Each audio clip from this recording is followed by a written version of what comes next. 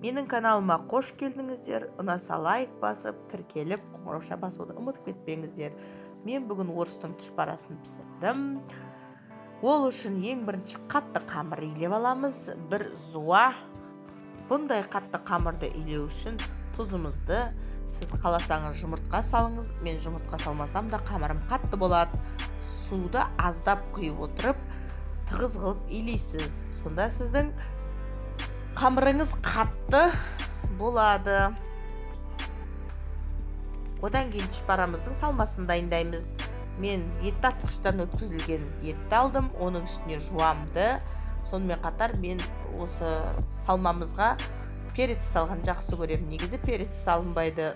Тұзын, қара бұрышын саламыз. Бәрін әдемілеп, араластырып 5-10 минутқа бойына тұзы сіңуін, бұрышы сіңуін күтіңіздер.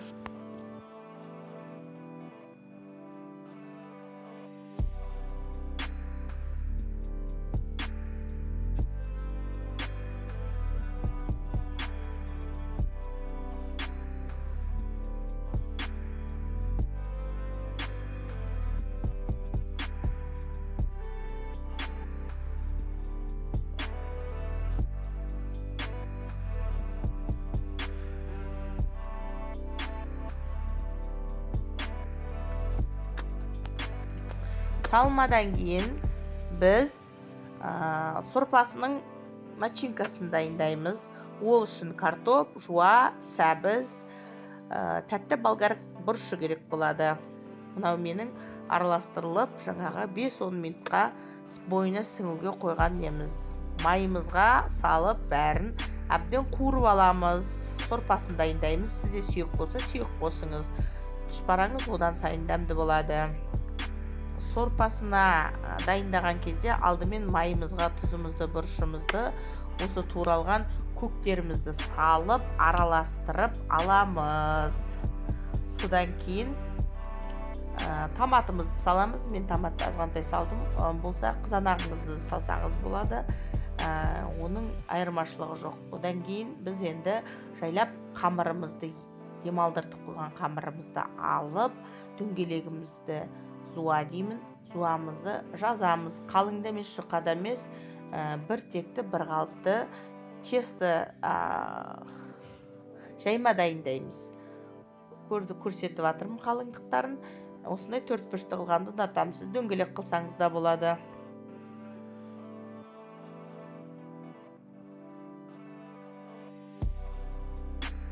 Мен сорпаның қуырмашы деймін. Сорпаның қуырмашын осылай қуырсаңыз болады. Чеснок салып жіберсеңіз де болады. Ұнатсаңыз басқа да дәмдеуіштерді салсаңыз болады. Мен басқа артық зат салғанда өзім жақтырмаймын. Осылардың бәрі қайнап, қуырғаннан кейін суын құйып, қайнауын күтем, ішіндегі заттарын пісуін.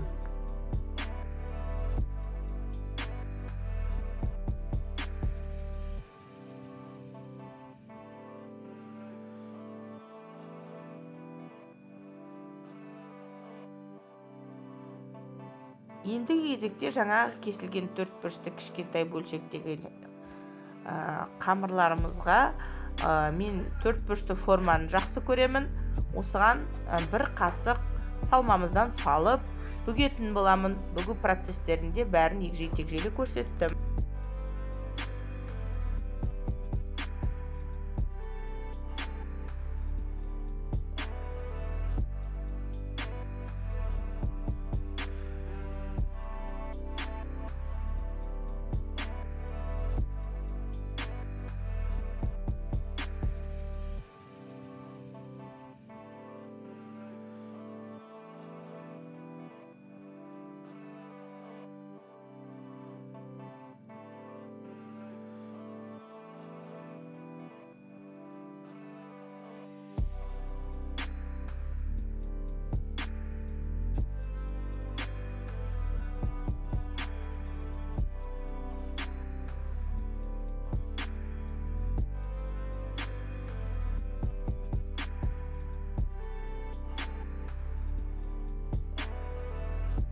Міне тұшпаралардың бүгілгені әрбір адам басына 12 мен 17-нің арасында тұшпарадан есептеп дайындап аласыз.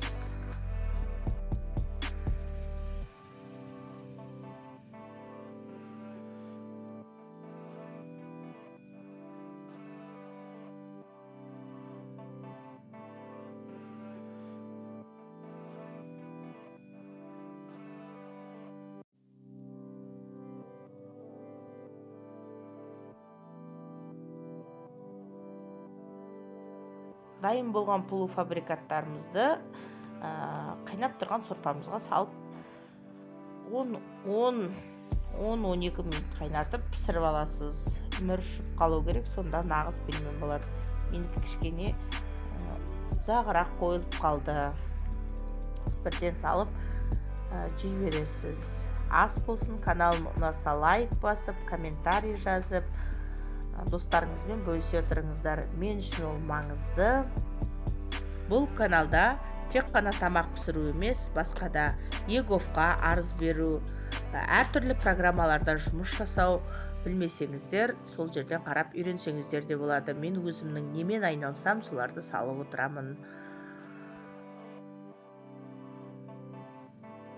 Каналыма қолдау білдіріп отырыңыздар. Алдын ала рахмет. Ал ас болсын, осылай орыстың түшпарасын пісіріп жеп, күндеріңіз сәтті өтсін.